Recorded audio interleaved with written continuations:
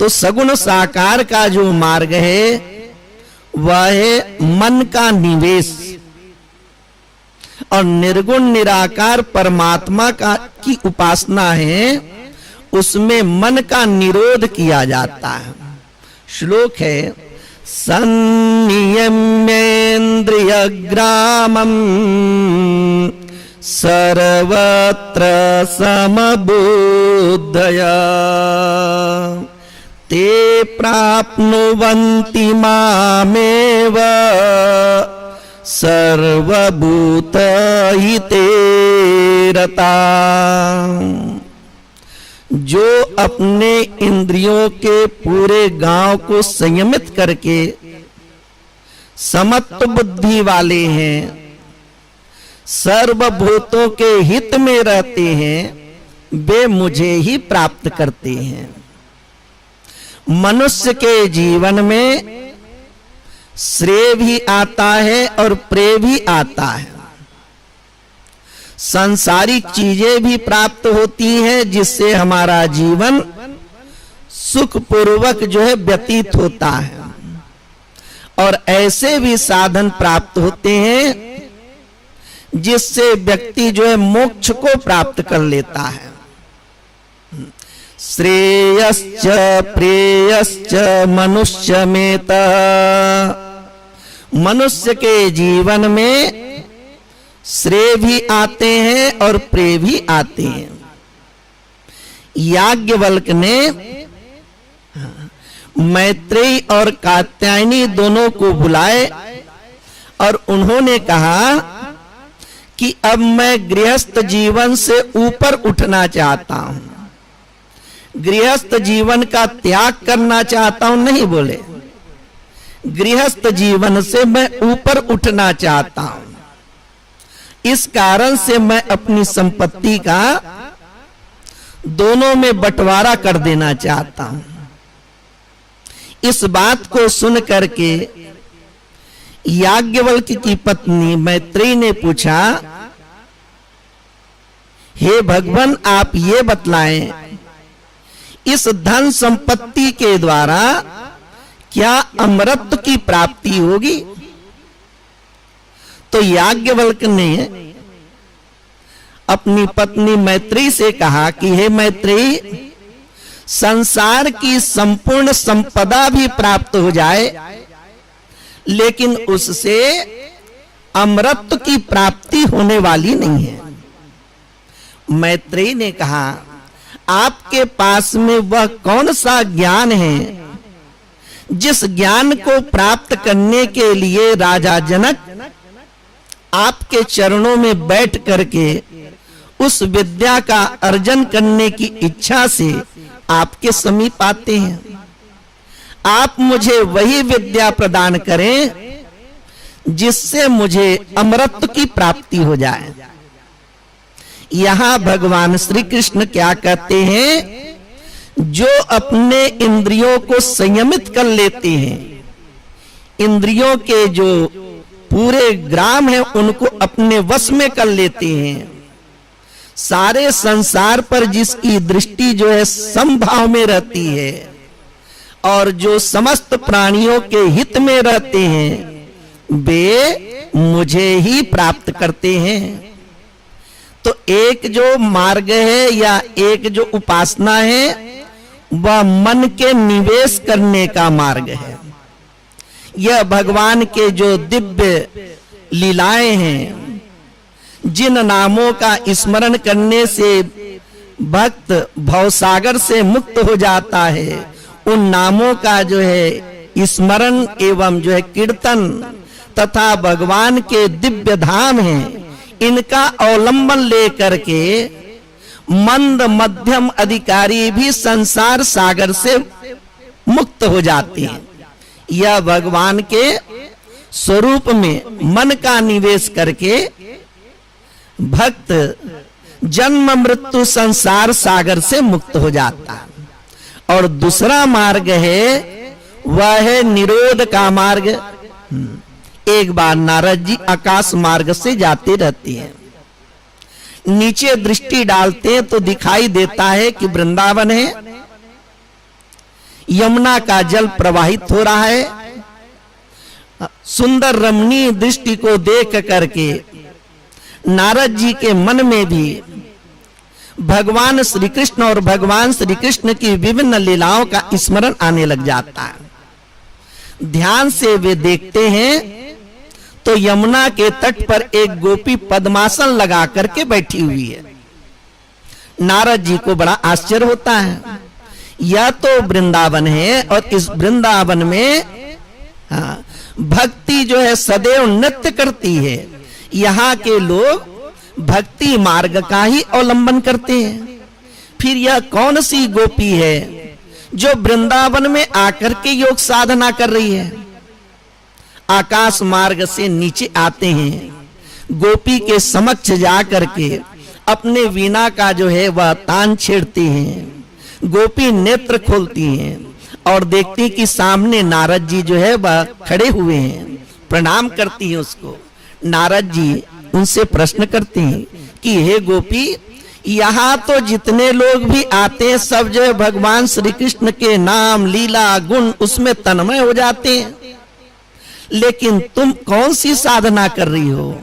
हाँ, यहाँ तो लोगों का ऐसा भाव है कि सुखदेव जी भी जो है जो निर्विकल्प समाधि में रहने वाले हैं, उन्होंने भी जो है समाधि का त्याग करके वेद व्यास जी के द्वारा श्रीमद् भागवत महापुराण की कथा का विधिवत उन्होंने अध्ययन किया। तुम कौन सी सिद्धि प्राप्त करना चाहती हो? गोपी कहती कि हे नारद जी, मैं घर के विभिन्न कार्यों में संलग्न थी, लेकिन जो है मेरा कार्य व्यवस्थित रूप से जो है हो नहीं पा रहा था। जब मैं गाय का दूध निकालने गई तो वहां देखती हूँ कि कन्हैया आकर के कह रहा है कि गोपी मुझे दूध दे दो। जब मैं घर की सफाई कर रही थी तब ऐसे मुझे लगने लगा कि जो है कन्हैया इधर उधर दौड़ रहे हैं। कोई भी कार्य समुचित रूप से न कर पाने के कारण से मैं इस जो है यमुना के तट पर आ गई। यहाँ भी देखती हूँ कि कन्हैया इस यमुना के जल में विभिन्न प्रकार की क्रीड़ा कर रहे हैं। मेरे से कोई भी कार्य जो है कर पाना जो है असंभव सा लग रहा है। इस कारण से मैं पद्मासन लगा करके मैं चेष्टा कर रही हूँ कि मेरे मन में इतना जो है कृष्ण रम गए हैं, वह कृष्ण मेरे मन से हट जाए। नारद जी गोपी की बात को सुन करके गदगद हो जाते हैं कि देखो ऋषि मुनि लोग जन्मों जन्मों तक के जो है तपस्या करते हैं, हाँ, और ये अभिलाषा रखते हैं कि उस भगवान की दिव्य मूर्ति आनंद मूर्ति का एक क्षण जो है दर्शन तो हो जाए। लेकिन भगवान श्री कृष्ण ने क्या किया इन लोगों के साथ में? कृष्ण गृहीत मानसा, एक ऐसे साधक होते हैं जो यत्न पूर्वक अपने मन को कृष्ण में लगाने के लिए यत्न करते रहते हैं। भिन्न भिन्न प्रकार से जो है विधि अपना करके अपने मन को भगवान में लगाने का प्रयास करते हैं। और एक दूसरे ऐसे भक्त हैं जिनको भगवान श्री कृष्ण ने उनके मन को जो है गृहीत करके रखे हुए हैं। हाँ, ऐसे भक्त हैं जिसका मन अपने वश में नहीं है, बल्कि उनके मन को भगवान श्री कृष्ण ने ही वश करके रखा है। यहाँ क्या कहते हैं? संनियम्येन्द्रिय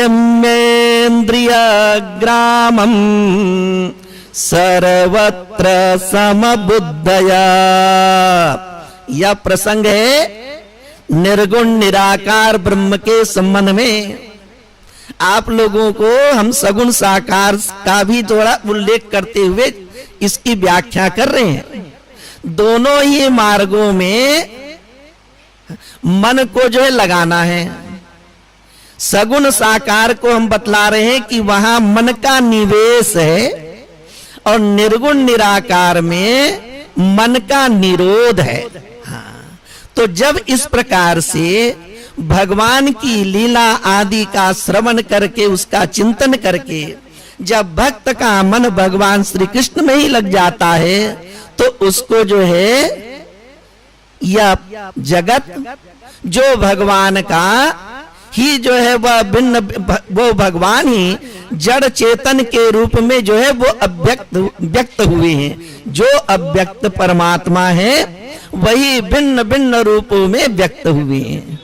तो जैसे जो है जिसके पास में जो है क्या होता है, सामर्थ्य होता है, रुचि होती है, उसके अनुसार से जो है वे साधन अपनाते हैं। अब जो निर्गुण निराकार जो तत्व है उसके लिए श्रुति कहती है हाँ, आवृत चक्षु अमृतत्वमिच्छन्। ये एक ऐसा मार्ग है जैसे गंगा निकली गोमुख से और बहते बहते प्रयाग होते हुए जो है जाकर के सागर में मिल गई। हाँ, उसी प्रकार से एक ऐसे साधक है जो अपने मन को परमात्मा में लगा करके कृष्ण में लगा करके कृष्णमय हो गए, शिव में लगा करके शिवमय हो गए। एक यह मार्ग है।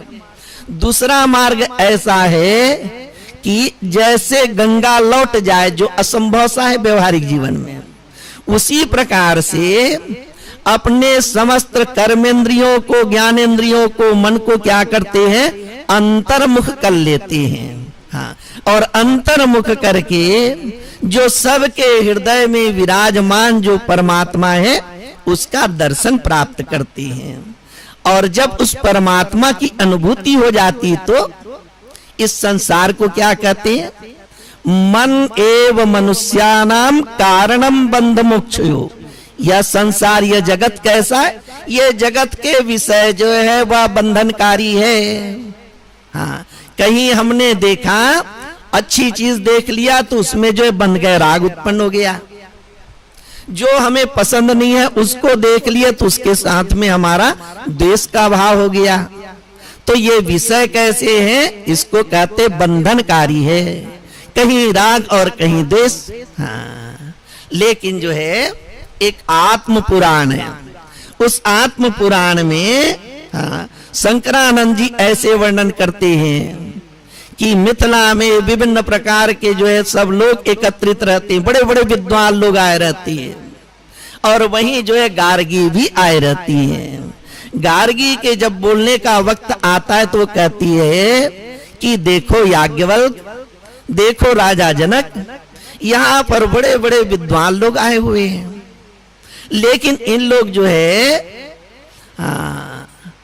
स्वेच्छा पूर्वक सबको देख नहीं सकते हैं, क्योंकि इन लोगों के मन में एक संकोच भी है, एक भय भी है।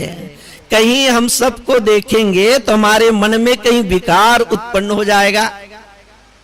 लेकिन मैं बिना जो है वो संयम के, अर्थात बिना सावधानी के सबको मैं देख सकती हूं, क्योंकि मेरा निश्चय, मेरा ज्ञान ऐसा है, जैसे मैं आत्मा हूं वैसे ही सब आत्मा हैं।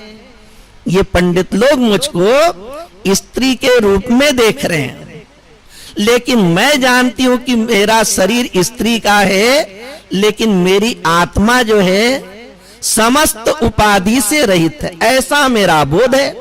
इस कारण से मुझको तनिक भी सावधानी रखने की आवश्यकता नहीं है, मुझको किंचित मात्र भी उस प्रकार का भय नहीं है कि मेरे मन में किसी भी प्रकार का विकार उत्पन्न होगा। तो उपनिषद के वाक्य हैं, आवृत चक्षु अमृतत्वमिच्छन्। जिनको अमरत्व की प्राप्ति करनी है उनको अपने समस्त जो है कर्मेंद्रिय ज्ञानेंद्रियों को संयमित करके मन को जो है अपने आत्मस्थ, जो हृदय में स्थित आत्म तत्व है उसमें निवेश कर देना चाहिए। इस प्रकार से जो साधक संयम प्राप्त कर लेते हैं, संयम सम्यक रूप से संयम प्राप्त कर लेते हैं, और उनको जब बोध हो जाता है एकमात्र अद्वितीय ब्रह्म तत्व के अतिरिक्त और कोई दूसरा नहीं है, तो यहाँ पर वो बात लागू नहीं होती है कि हम जो है इसको ना देखें, इसको ना सुने, सब इंद्रियों के विषय में वर्तन कर रहे हैं, और वह जो है ज्ञानी प्रकृति के समस्त विकारों से जो है वह मुक्त रहता है। भगवान श्री कृष्ण कहते हैं निस्त्रयी गुण्यो भवार्जुन, कि अर्जुन तुम जो है गुणातीत हो जाओ। हाँ, ये जो है त्रिगुण है, सत्व रज और तम, इन तीनों गुणों से जो है अतीत हो जाओ। अब उसी अवस्था को प्राप्त करने के लिए कोई क्या करते हैं, सगुण साकार की उपासना करती है। हाँ, भगवान शिव कैसे हैं? मंदाकनी सलिल चंदन चर्चिताय। शिव पुराण में इस प्रकार की कथा आती है कि जब माता पार्वती और जो है भगवान शिव का विवाह होने वाला था, पार्वती की मां मेना बहुत उत्सुकता के साथ में अपने महल के जो है द्वार पर खड़ी है, और भगवान शिव के बारात में अनेक देव आदि जो है आते जा रहे हैं। उनको देख करके मेना जो है नारद जी से प्रश्न करती हैं कि ये जो दिखाई दे रहे हैं क्या यही जो है शिव है? नारद जी कहते हैं कि ये तो जो है अमुक देव है, ये तो अग्नि देव है ये। और भगवान शिव कैसे हैं? वो तो देवादि देव हैं। हाँ, पार्वती जो है उनकी माँ के मन में और उत्सुकता बढ़ जाती है। इंद्र आता है, इंद्र को देख करके प्रश्न करती हैं, फिर जो है अन्य जो देव हैं उनको देख देख करके प्रश्न करती चले जाती हैं, फिर अंत में जो है बाद में भगवान शिव को देखती हैं। भगवान शिव का स्वरूप कैसा है? नागेंद्र हाराय त्रिलोचनाय, अपने गले में जो है हाँ अनंत नाग को जो है लपेटे हुए हैं। उनके उस रूप को देख करके नारद जी कहते हैं यही जो है देवादिदेव महादेव हैं, यही भगवान शिव हैं। उनको देख करके मेना जो है बहुत दुखी होती है कि कहा मैं तो जो है सोच बैठी थी कि वे तो कैसे होंगे, परम सुंदर होंगे, लेकिन इनका स्वरूप तो जो है सुंदर नहीं है। हाँ, मूर्छित सी हो जाती, पश्चाताप करने लगती है। देवता लोग भगवान शिव से जो है प्रार्थना करते हैं कि हे भगवान आप जो है ऐसा रूप धारण कीजिए, हाँ विवाह का समारोह है, कि सब लोगों को जो है सुख प्रदान करने वाला हो। तो भगवान शिव ने क्या किए? भगवान शिव तो जो है चिता भस्म का लेपन करने वाले हैं, लेकिन जब देवताओं ने प्रार्थना किए तो चंदन का लेपन किए। इस कारण से सब देवता लोगों के लिए जो है चर्चा का विषय बन गए। ऐसा रूप धारण कर लिए, ऐसा रूप धारण कर लिए कि समस्त देवता उसके जो है अनुचर और जो है पार्वती तथा जो है मेना आदि सब उनको देख करके आश्चर्यचकित हो जाती है। तो भगवान का सगुण साकार रूप भी ऐसा है जिसको देख करके जो है सहज ही उनकी ओर जो है व्यक्ति आकृष्ट हो जाता है।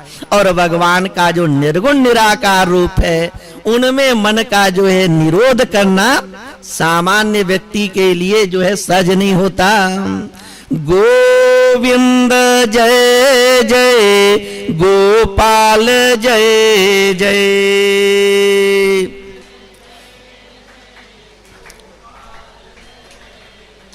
गोविंद जय जय गोपाल जय जय।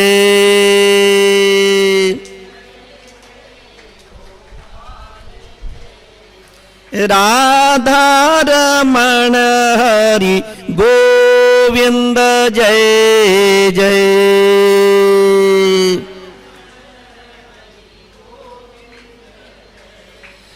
राधा रमण हरि गोविंद जय जय।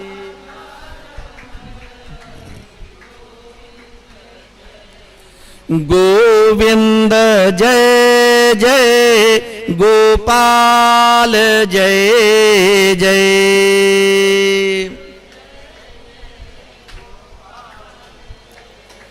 गोविंद जय जय गोपाल जय जय।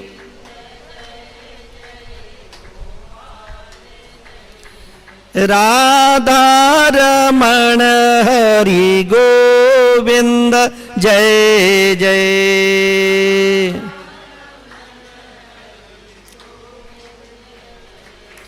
राधा रमण हरि गोविंद जय जय।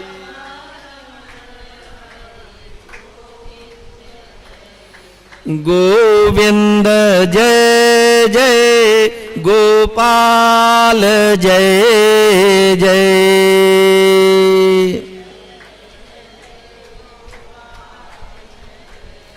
गोविंद जय जय गोपाल जय जय।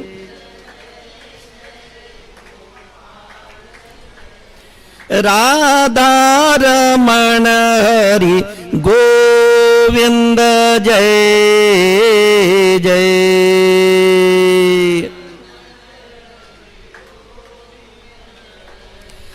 बोलिए श्री कृष्ण चंद्र भगवान की जय। राजा जनक जी का मन सदैव जो है नाम रूपात्मक जो जगत है उससे उदासीन विराग भाव को प्राप्त किए रहते थे। लेकिन जब राम और लक्ष्मण को देखते हैं तो राजा जनक कहते हैं सहज विराग रूप मनु मोरा थकित होत जिमी चंद चकोरा। मेरा जो मन है स्वाभाविक रूप से सहज रूप से वैराग्य वाला है, लेकिन इन दोनों को देख करके मैं परवश जो है इससे मोहित से होते चले जा रहा हूं। ऐसे जो है राजा जनक का जो है मन की अवस्था, मन की प्रकृति। एक बार एक व्यक्ति ने राजा जनक से प्रश्न किए कि राजन, सुखदेव जी भी ब्रह्मज्ञानी हैं और जो है नारद जी ने भी सनकादि ऋषियों के द्वारा उन्होंने ब्रह्म ज्ञान प्राप्त किए हैं। दोनों ज्ञानी, लेकिन दोनों में श्रेष्ठ कौन से हैं? हाँ, अब किसी को श्रेष्ठ कहना अथवा किसी को निकृष्ट कहना वो उचित बनता नहीं है। वो हाँ, सब सिद्ध अवस्था में ज्ञान प्राप्त होने पर अब उनकी भी अपनी अपनी प्रकृति होती है। हाँ, कोई योग साधना करते करते जो है परम तत्व को प्राप्त किए तो समाधि में रहते हैं। कोई कीर्तन करते करते जो है परमात्मा को प्राप्त किए तो वे जो है कीर्तन में मग्न रहते हैं। और जो श्रवण मनन निधिध्यासन करते हुए परमात्मा की प्राप्ति किए तो वे फिर जो है शास्त्र के अध्ययन प्रवचन आदि में रहते हैं। प्रकृति सब अलग अलग होती है। ज्ञानोदय के पूर्व तो उसी प्रकार का व्यवहार दिखाई देता है। राजा जनक से जब इस प्रकार प्रश्न किए गए तो राजा जनक ने जो है सुखदेव जी को आमंत्रित किए और एक स्थान पर उनको जो है आदर सहित बैठाए और उसके बाद में नारद जी को भी जो है आमंत्रित किए। नारद जी का भी सत्कार किया गया और उनको भी जो है उसके पास में बैठा दिया। उसके बाद जो है राजा जनक का प्रश्न है ना, राजा जनक के सामने प्रश्न है कि दोनों में श्रेष्ठ कौन है? तो दोनों के बीच जो रिक्त स्थान था वहां पर उन्होंने जो है एक दासी को बैठा दिया। सुखदेव जी अपने आप में मस्त हैं। वो सुखदेव जी कैसे हैं? उनकी अवस्था ही अलग है। उनकी अवस्था अलग है। और जो है नारद जी कैसे हैं? वे कीर्तन आदि में मस्त रहते हैं अपना। जब इस प्रकार का व्यवहार नारद जी ने देखा तो नारद जी ने कहा कि राजन, आप राजा हैं, ज्ञानी भी हैं, और जो ज्ञानी होता है, जो परमात्मा को जानता है, उनको जो है व्यवहार का भी ज्ञान रहता है। जो परमार्थ को जानता है वो व्यवहार को भी जानता है। कहाँ सुखदेव जी और कहाँ मैं जो है भगवान का परम भक्त पार्षद, उसके बीच में ऐसे आपने दासी को बैठा दिए। हाँ, राजा जनक जो है हाथ जोड़ लिए, राजा जनक जो है हाथ जोड़ लेती हैं। प्रश्न जो है मिल जाता है जिन्होंने प्रश्न किया था। वो तात्पर्य क्या है? सुखदेव जी जो है सदैव ही जो है इस भूमिका से अर्थात नाम रूपात्मक जगत से ऊपर उठे हुए हैं, और ऐसी अवस्था में जाने वाला जो व्यक्ति है उनको तो व्यवहार का ज्ञान नहीं रहता है। लेकिन जिसकी दृष्टि जो है बाहर है तो बोध, लेकिन वो क्या करते हैं? व्यवहार को भी देखते हैं। दोनों जो है समान है। दोनों कैसे हैं? दोनों समान हैं। नारद जी के संबंध में अनेक कथाएं, और उन कथाओं को सुन करके कोई ये मान ले कि कहीं नारद जी कहीं भूल कर बैठते हैं या कुछ करते, तो वैसी बात नहीं है। तो यहाँ पर बतला रहे हैं भाई, पहली बात जो है कि इंद्रियों को भली भांति संयमित कर लेना चाहिए। दूसरी बात बोलते हैं सर्वत्र समबुद्धया, सर्वत्र उनकी बुद्धि कैसे होती? समता में रहती है। आद्य शंकराचार्य जी इसका अर्थ करते हैं सब कालों में, चाहे वह जो है अपना वैदिक कर्म करे, शास्त्रीय कर्म करे, अथवा व्यवहार में रहे, उनके मन में कभी किसी भी प्रकार की विषमता नहीं आनी चाहिए।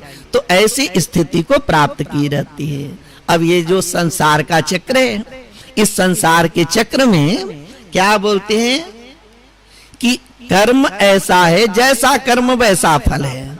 हाँ, अवश्यम भावी भावानां प्रतिकारो भवेद्यदि तदा दुःखैर्न लिप्येरन् नलराम युधिष्ठिरा। कभी अनुकूलता, कभी प्रतिकूलता, कभी सुख, कभी दुख, ये संसार चक्र में आते रहते हैं। तो दृष्टांत देते हैं कि देखो जो है सतयुग हुआ, सतयुग में राजा नल और दमयंती, राजा नल इतने जो है पराक्रमी, इतने गुणों से युक्त थे कि उनकी चर्चा तो देवता लोग करते थे। जैसे जो है हम लोग जो श्रेष्ठ होते हैं, प्रसिद्ध होते हैं, ऐसे महापुरुष का चिंतन करते रहते हैं और अपने हृदय को पावन भी करते हैं। ऐसे महापुरुषों का चिंतन करना, उसके बारे में चर्चा करना, जिनकी चर्चा करने से हमारे अंतःकरण के दोष दूर हो, तो वह भी क्या है? एक ही तो, दो ही तो है कहना चाहिए। एक भगवत कथा है और दूसरा जो है भक्त कथा है। भक्त कथा और भगवत कथा ये दोनों साथ ही साथ चलते भी हैं। हाँ, जहां आप ईश्वर की कथा सुनेंगे तो वहां भक्त की कथा आ जाती है, और जहां भक्त की कथा सुनेंगे वहां जो है भगवान की कथा भी आ जाती है। चाहे आप सुदामा की कथा सुने, चाहे जो है आप परीक्षित की कथा सुने, तो भगवान की कथा आ जाती है। और कोई बोले कि केवल भगवान की कथा सुनाओ और भक्त की कथा वो बीच में नहीं आनी चाहिए, तो फिर बहुत मुश्किल हो जाएगा फिर, है ना। तो ये भगवान की कथा जिस प्रकार से तव कथा अमृतम अमृत स्वरूप है, उसी प्रकार से भक्त की भी जो कथा है उनसे भी जो है हमारा अंतःकरण जो है निर्मल होता है। तो ये जो है राजा नल कैसे थे? धार्मिक थे, पराक्रमी थे। हाँ, तो इनकी चर्चा करते करते देवता लोग जो है अमृत का पान करना भूल जाते थे। लेकिन क्या हुआ? वनवास हुआ। वनवास में फिर जो है नल और दमयंती का वियोग भी हो गया। तो कहते जो होने वाला है वो होकर रहेगा, उसको टाला नहीं जा सकता। इस कारण से क्या है, हाँ, सामान्य व्यक्ति भी जो है ना प्रारब्ध वगैरह के बारे में बहुत चिंतन करती है।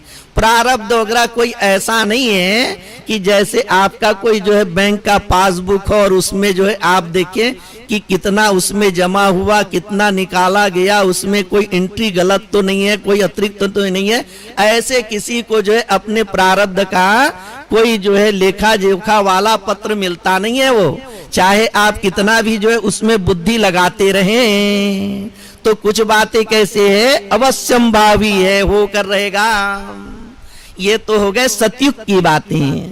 त्रेता में जो है भगवान आए और भगवान कैसे हैं, कर्तुम अकर्तुम अन्यथा कर्तुम च समर्था, जो सब कुछ करने में समर्थ है। उनको भी क्या हुआ, 14 वर्ष का वनवास हुआ और उसके बाद में जो है राम और सीता का वियोग हो गए। तो जो सब करने में समर्थ है उनके भी जीवन में इस प्रकार की बातें हैं। हाँ, अच्छा, उसके बाद में द्वापर युग आए। द्वापर युग में 5 पांडव थे, पांचों जो है देवताओं के अंश से उत्पन्न हुए थे। धर्मराज ही जो है धर्म के अंश से उत्पन्न हुए हैं। अर्थात जहां धर्म है, पूर्ण रूपेण धर्म है, तो फिर वहां प्रतिकूलता नहीं होनी चाहिए, दुख नहीं होना चाहिए, विपत्ति नहीं होनी चाहिए। हम लोग तो धर्म का इसी कारण से पालन करते हैं कि हमारे द्वारा किसी भी प्रकार की त्रुटि नहीं होगी तो हमारे जीवन में दुख नहीं आएंगे। और असत कर्म का फल ही तो दुख है, और सुख क्या है, सुख हमारे सत्कर्मों का जो है फल है। हाँ, तो इस प्रकार धर्म का पालन करते हैं। तो जो धर्म स्वरूप है उनके जीवन में कोई अधर्म भी नहीं, और अधर्म नहीं है तो कोई दुख भी नहीं होना चाहिए। तो कहते अवश्यंभावी है, अवश्यंभावी है, तो फिर उनको भी 12 वर्ष का वनवास और 1 वर्ष का जो है अज्ञातवास हुआ।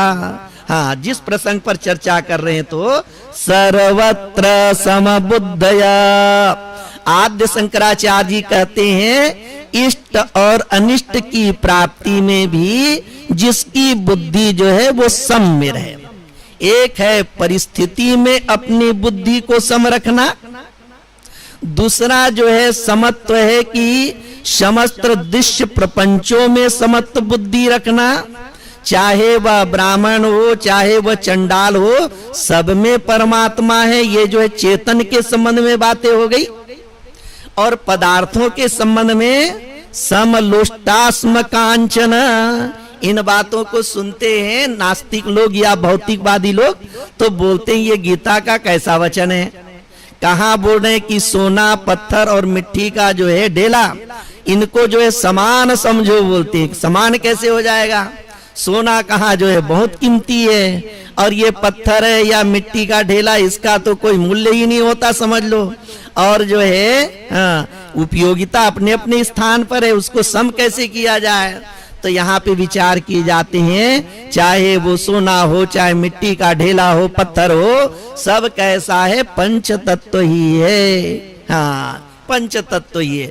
उसी प्रकार से चेतन पर विचार करते हैं, प्राणियों पर विचार करते हैं, तो सबके भीतर वही परमात्मा विराजमान है। चेतन की दृष्टि से सम है, उपाधि की दृष्टि से बोले तो सब जो है पंचभौतिक है। तो यहाँ क्या बोलते हैं, सर्वत्र समबुद्धया। अब उसके बाद बतलाते हैं धर्म का स्वरूप। धर्म का स्वरूप कैसे, सर्वभूत हिते रता। वो कैसे होता है, सब भूतों के हित में रहता है। सब भूतों के हित में रहता है। महाभारत युद्ध हो गए, युद्ध के पश्चात जो है युधिष्ठिर को पश्चाताप होने लगा। युद्ध के पूर्व में अर्जुन को जो है शोक हुआ कि ऐसा युद्ध मैं करना नहीं चाहता हूं। कहा जो है अपने गुरुजन आदि हैं, उनके ऊपर अस्त्र शस्त्र का प्रयोग करना मुझको जो है अनुचित जान पड़ता है। उसके बाद में भगवान श्री कृष्ण ने गीता सुनाए, और युद्ध पूर्ण होने के बाद में, युद्ध जीत लेने के बाद में युधिष्ठिर को पश्चाताप होने लगा कि कहा मैं राज्य की प्राप्ति के लिए अपने ही ये सब बंधु बांधवों का वध कर डाला। व्यास जी भी थे, व्यास जी ने समझाए कि युधिष्ठिर ये जो युद्ध करना था उसमें किसी भी प्रकार से शोक करना उचित नहीं है, ये तो धर्म युद्ध था। भगवान श्री कृष्ण ने भी बतलाए। हाँ, यहाँ पे विचार किया जाता है कि देखो बड़े बड़े महापुरुष हैं, साक्षात भगवान हैं, उन लोगों के समझाने पर भी युधिष्ठिर को जो है संतोष नहीं हुआ। तब फिर भगवान ने क्या किए, उनको लेकर के गए भीष्म पितामह के पास। जो भीष्म पितामह जो है बाण की सैया पर लेटे हुए थे उनके पास ले जाते हैं, जा करके प्रणाम वगैरह करते हैं। हाँ, फिर जो है भीष्म पितामह जो है वो कई प्रकार के धर्मों का उल्लेख करते हैं। राज धर्म है, प्रजा धर्म है, पिता का धर्म है, गुरु का धर्म है, सब वर्णाश्रम के धर्म सुनाते हैं। फिर अंत में क्या कहते हैं? श्रूयताम धर्म सर्वस्व श्रुत्वा चैवावधार्यताम आत्मनि प्रतिकूलानि परेशान न समाचरेत। प्रसिद्ध श्लोक है। भीष्म पितामह जी कहते हैं सबसे पहले धर्म संबंधी बातों को श्रवण करना चाहिए और श्रवण करके जो है धारण कर लेना चाहिए। और उसमें मुख्य बातें क्या है कि जो हमारे लिए प्रतिकूल जान पड़ता है, जैसे कोई हमें धोखा दे, कष्ट पहुंचाए, अपमानित करे तो वो हमको ठीक नहीं लगता है। उसी प्रकार से हमको जो है दूसरे के बारे में सोचना चाहिए कि जब वह मेरे लिए प्रतिकूल है तो वह दूसरे के लिए भी प्रतिकूल है। ये प्रसंग चलते रहता है तो द्रौपदी प्रश्न करती है कि पितामह बहुत सुंदर आप जो है धर्म का उपदेश दे रहे हैं, लेकिन जब जो है वो राजसभा में जब जो है दुर्योधन है, दुशासन है, वे सब जो है ऐसे ऐसे जो है कृत्य कर रहे थे, अपमानित करने का प्रयास कर रहे थे, तब जो है आपका ये दो धर्म कहाँ चले गया था। तो महाभारत के स्थान पे ऐसे बातें आई है कि भीष्म पितामह जो है स्वीकार करते हैं कि मैं दुर्योधन के साथ में रहा, दुर्योधन के अन्न को खाया, तो उसके कारण से जो है ना मेरे भी जो मन है वो मलिन हो गए थे, मेरी भी बुद्धि जो है शुद्ध नहीं थी। अब जो ये युद्ध हुआ और युद्ध के पश्चात जो है हाँ ये बाण की सैया पर लेटा हुआ हूँ, अब मेरी बुद्धि जो है शुद्ध हो गई है, तब मैं धर्म संबंधी बातें कह रहा हूँ। और जो भागवत में तो यही वर्णन है कि हाँ भीष्म पितामह ने जो है अपनी बुद्धि को हाँ भगवान श्री कृष्ण में लगा करके ही उन्होंने जो प्राण त्यागे। तो ये धर्म का सार यहाँ पर बतला रहे हैं। क्या सार है? सर्वभूत हिते रता। तो सभी माता पिता अपने संतानों का हित चाहते ही हैं। हाँ, कैकेयी ने अपने जो है पुत्र के हित के लिए 2 वरदान मांग लिए, गांधारी ने अपने पुत्र के हित के लिए आंखों में जो पट्टी बांध के रखे हुए थे ना उसको निकाल दिए। तो ये क्या है? ये तो जो है प्राकृतिक है, स्वाभाविक है, जो अपने हैं उसके हित तो चाहते हैं सभी, लेकिन यहाँ क्या बोल रहे हैं? सर्वभूतों का हित, सर्वभूतों का हित। जब भगवान श्री कृष्ण हस्तिनापुर से प्रस्थान करते हैं तो माता जो कुंती है वो प्रार्थना करती है कि हे प्रभु, मेरा जो मन है उसको आप ऐसे बना दीजिए कि मेरा मन जो है निरंतर आपका चिंतन करते रहे। ये जो चित्त की धारा है वो सदैव जो है आपकी ओर बहती रहे, जहां भी दृष्टि डालूं वहां जो है आप ही दिखाई दें। तो जब जो है सारा जगत जो है वासुदेव में है तो उसमें दोष दर्शन करना मतलब प्रभु में दोष देखना है, और दोष दर्शन का तात्पर्य हो गया अपने मन को मलिन करना है, और किसी का अहित चाहने का तात्पर्य हो गया कि परमात्मा का ही अहित है। तो ऐसी दृष्टि जब प्राप्त हो जाती है तो ये तीनों बातें आ जाती है। इंद्रियों में संयम भी हो जाता है, समत्व बुद्धि भी प्राप्त हो जाती है, सर्वभूतों के हित में भी रत रहते हैं, और ऐसे ही लोग जो है परमात्मा को प्राप्त कर जाते हैं।